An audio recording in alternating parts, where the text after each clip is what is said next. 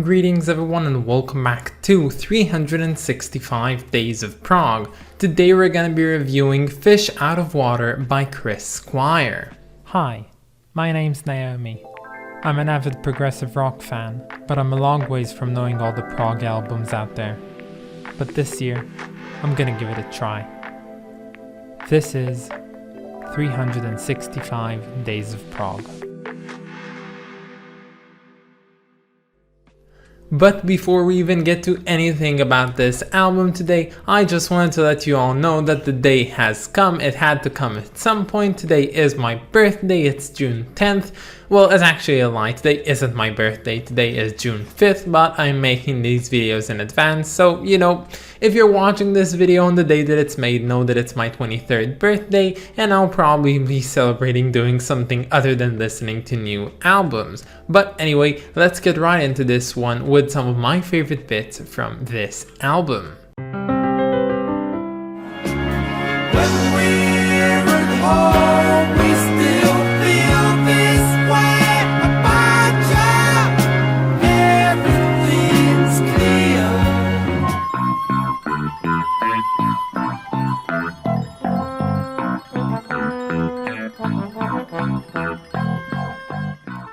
So for this special occasion, we are getting a very special album by a very special person. Of course, this is Squire, the bassist, the legendary bassist for the band Yes. He has been with them throughout their entire discography until his unfortunate passing, and he's really amazing, and I was really looking forward to getting into this album, and I was so happy to see that it landed on my birthday. Now, this is his first debut album and only album, and yes, I'm talking about you. No, don't look at me like that, Squire, you're not a real album.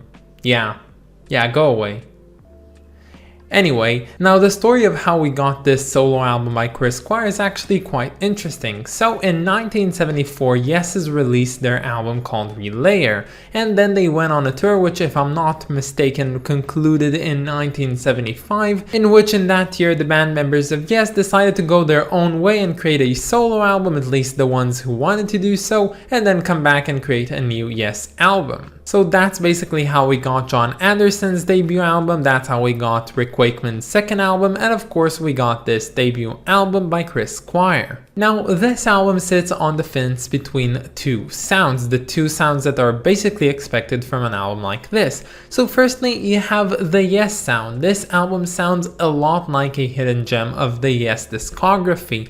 There are so many things about it just feel like the Yes sound, which is really great, and of course it was made by Squire himself with his bass, along with other amazing players like Steve Howe, John Anderson, Bill Bruford, Rick Wakeman, Ellen White, and the list goes on. And that's pretty understandable, seeing that this album, besides of course Squire himself, features a bunch of guest musicians, two of them being former or current members of the band Yes. But the other way of looking at this album, which is really prominent, is looking at it as it's supposed to be a Squire solo album, which really feels like a Squire solo album because you get the two main things you'd expect from him, and that's his vocals, very iconic vocals, and also his bass playing, and he does it fantastically on this album. There are 6 basses, if I'm not mistaken, being used on here, each for its own, unique purpose.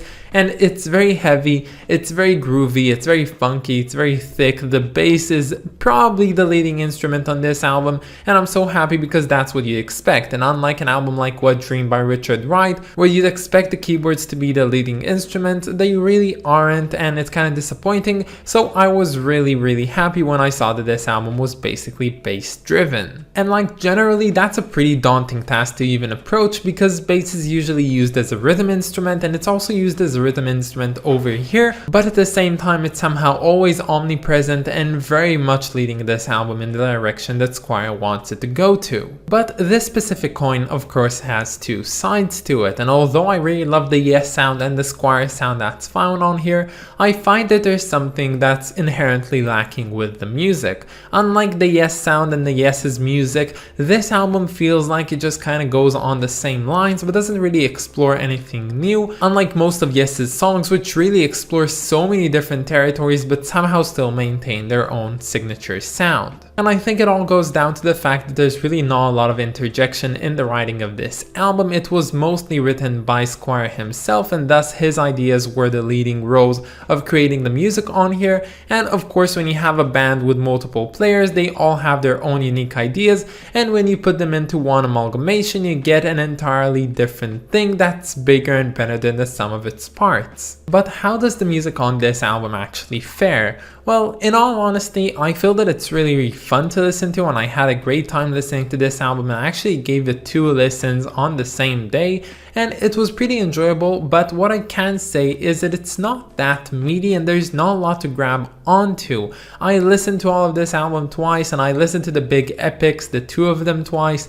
and honestly, I really can't remember anything from them. The songs I actually remember better are Hold Out Your Hand, which flows into You By My Side. Those 2 are pretty nice, they're pretty short, and they have a pretty interesting idea to each and every one of them, and overall I think they're pretty nice. But if there's one track that's really lovely on here, I think it has to be Lucky 7. This track of course is called that way because of its 7/8 time signature, which is really cool that the entire song is in that time signature. It really adds some cool edge to it, if you might know what I mean. This one really feels like a King Crimson song as well, which is also pretty nice, and I think it's mostly led by the fact that Mel Collins is playing on here. His lovely saxophone just makes this entire track into something very much heavenly. I do feel like I've listened to this one before somewhere, I don't really know where, but it is a possibility that it just arose sometimes when I listened to some, prog shuffled playlist or something like that. So it sounded kind of familiar, but at the same time, I wouldn't say that I actually remembered most of it. But yeah, overall, I really enjoyed a lot about this album. I really liked it. I love the inclusion of the orchestra, although I feel if it was a bit underutilized on most parts, but when it did come on, it was really lovely, and I liked it, and it kind of felt like Alan Parsons' The Turn of a Friendly Card at some points, which was really cool.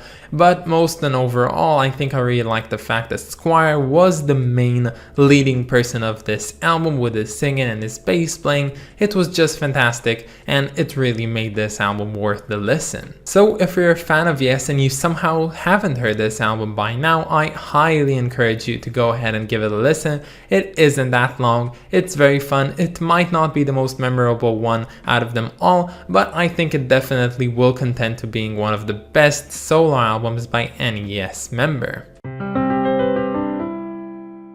So I like this cover for many different reasons. I think that the framing on here is really done right, the imagery is very elusive in some way, and overall, despite being quite uneventful, it is somehow very intrinsically memorable. Because honestly, let's face it, whenever you see a cover that has a person's face on it, it just adds up to this big, data collection of a lot of people's faces that you see each and every day. How many people do we see? We see like hundreds, thousands of people each and every day. What makes this particular face special? Well, without acquiring a deformity of some sorts, you have to do something to make it more interesting, and I think that this album does things right by doing things in the opposite direction of thinking, which is obstructing Squire's face, and not just obstructing it by putting a fence in front of it. And the fence, of course, it isn't just your typical fence, it has the shape of a fish's tail, which of course all adds up to the idea of this album being fish out of water, fish being Chris Squire himself for him liking to take longer than usual baths,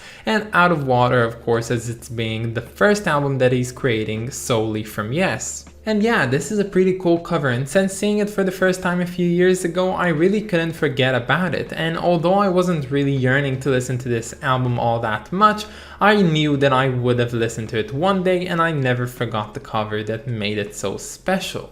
But yeah, maybe I was hoping for a perfect album on my birthday, but honestly, wishes don't always come true, and that's fine because I prefer to do things as normal as opposed to going and doing something very special for this episode. But in fact, we did receive a very interesting album. In my honest opinion, this one was very fun to listen to, but unfortunately very much forgettable in my opinion. Despite the few shorter tracks on here, the longer ones were really kind of disappointing in my opinion, and thus it's receiving a very understandable rating of 7 out of 10.